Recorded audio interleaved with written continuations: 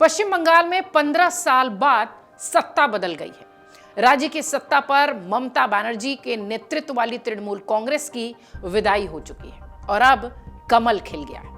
बंगाल में ऐसा पहली बार होगा जब बीजेपी की सरकार बन रही है। परिणाम के बाद बंगाल में बीजेपी की तरफ से कौन मुख्यमंत्री होगा यह देखने वाली बात जरूर होगी, लेकिन जिस तरीके से परिणाम सामने आए हैं वो बेहद चौंकाने वाले हैं। इस बात के संकेत कि बीजेपी बम्पर जीत के साथ आ रही है केंद्रीय गृह मंत्री अमित शाह ने पहले ही दे दिए थे। एक रैली के दौरान अमित शाह ने कहा था कि परिणाम के दिन सुबह जब 8 बजे बैलेट पेपर खुलेगा, बॉक्स खुलेगा, तब ममता बनर्जी हारेंगी। 9 बजे पहले राउंड की काउंटिंग शुरू होगी और 1 बजते बजते तक दीदी को टाटा बाय बाय बंगाल कर चुका होगा। ये उनकी रैली का एक वीडियो था जो अब खूब वायरल हो रहा है। भाइयों बहनों, 4 मई को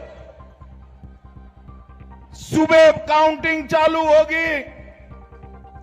8 बजे बैलेट बॉक्स खुलना शुरू होगा।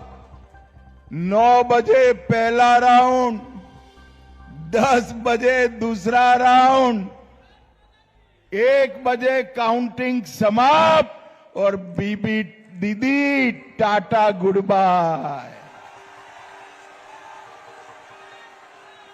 परिणाम आ गए और तस्वीर कुछ ऐसी ही दिखी। रुझानों में बीजेपी ने जिस तरह से बढ़त बनाई और फिर धीरे धीरे वो बढ़त इतनी बढ़ती चली गई कि परिणाम तक पहुंच गई। पश्चिम बंगाल की राजनीति में लंबे समय से क्षेत्रीय बनाम राष्ट्रीय दलों की लड़ाई मैदान में दिखाई पड़ती रही है। वहां बीजेपी का जीतना अपने आप में भी बड़ी बात है। और अगर आप देखिए तो सिर्फ एक बंगाल ही ऐसा था जो कि बीजेपी के हाथ नहीं था। उस इलाके में पूर्वोत्तर तक पूरा अब भगवामय हो गया है। बंगाल में जैसे ही बीजेपी ने बढ़त बनाई, राजनीतिक गलियारों में जीत दिलाने वाले दिग्गजों की चर्चाएं सामने आने लगी। सवाल होने लगा कि बंगाल में बीजेपी की इस बम्पर जीत के हीरो हैं कौन, जो चुपचाप ममता की जमीन को खिसकाते रहे और ममता को खबर नहीं हुई। खबरों की माने तो बंगाल में बीजेपी को जीत दिलाने के 1 नहीं 2 नहीं बल्कि 5 दिग्गज हैं जिन्होंने पर्दे के पीछे से एक ऐसी तैयारी की, एक ऐसी रणनीति बनाई कि टीएमसी और ममता बनर्जी इस रणनीति के आगे ढेर हो गए। दरअसल बंगाल की जीत के बहुत सारे साइलेंट हीरो हैं जिनकी चर्चा तो नहीं हुई, लेकिन अब उनकी बात होना जरूरी है। शुभेंदु अधिकारी और दिलीप घोष जैसे बंगाल बीजेपी के कई नेताओं ने खूब मेहनत की। इनको आपने सामने देखा, मीडिया के सामने देखा, कैमरों के सामने देखा, माइक के सामने देखा। लेकिन कुछ ऐसे नेता भी रहे जो महीनों से पर्दे के पीछे से जमीन तैयार कर रहे थे। इन नेताओं में ज्यादातर ऐसे हैं जो होम मिनिस्टर अमित शाह के करीबी माने जाते हैं। सबसे पहला नाम मंगल पांडे का है।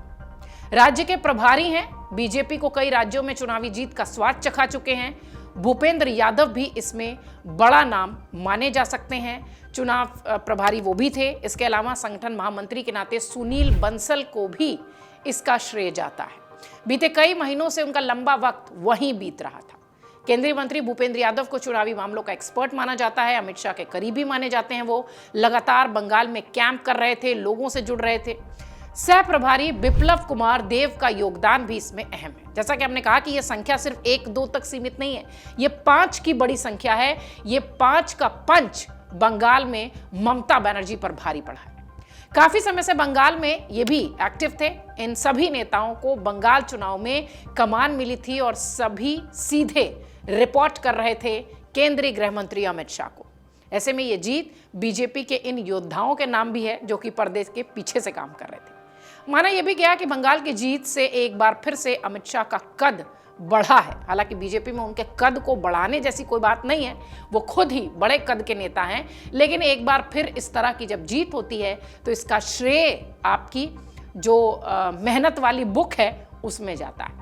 इसके अलावा उनके खेमे के कहे जाने वाले भूपेंद्र यादव और सुनील बंसल भी अब पार्टी के भीतर और ज्यादा मजबूत होंगे। चुनाव के बाद भी कोलकाता में बीजेपी की मीटिंग हुई थी, अगर आपको ध्यान होगा था। इस चुनाव में बहुत कुछ दांव पर था। बंगाल को जीत ने बीजेपी की उम्मीदों को और ज्यादा पर दे दिए हैं और ज्यादा आकाश दे दिया है। भूपेंद्र यादव के योगदान को इससे पहले हरियाणा और महाराष्ट्र चुनाव में भी सराहा गया था। अगर आपको ध्यान होगा तो उस वक्त भी ये पर्दे के पीछे के हीरो थे। बंगाल में बीते कई महीने से खुद होम मिनिस्टर अमित शाह लगातार पहुंच रहे थे। पिछले 15-20 दिनों से वो वहीं थे। वोटिंग के दिन कोलकाता में उन्होंने मीटिंग की, राज्य के हालात पर चर्चा की। लगातार बंगाल पर उनकी नजर थी। अगर आप देखिए तो इस बार ममता बनर्जी पर जो सीधे हमलावर थे वो अमित शाह ही नजर आ रहे थे। अमित शाह वर्सेस ममता बनर्जी का ही ये चुनाव दिखाई पड़ा। पीएम मोदी बीच बीच में रैलियां कर रहे थे, लेकिन उन्होंने सीधे कभी भी ममता पर आक्षेप नहीं किया, ममता पर वार नहीं किया। ममता का सीधे टकराव जो दिखाई पड़ रहा था वो बंगाल में सीधे सीधे अमित शाह से दिखाई पड़ रहा था, और अमित शाह सहित उनके ये 5 मजबूत पिलर बंगाल में बीजेपी को जीत दिला गए। अगर आप ये वीडियो YouTube पर देख रहे हैं तो हमारे चैनल को सब्सक्राइब कर बेल आइकन दबाएं, और Facebook पर देख रहे हैं तो हमारे पेज को लाइक करें।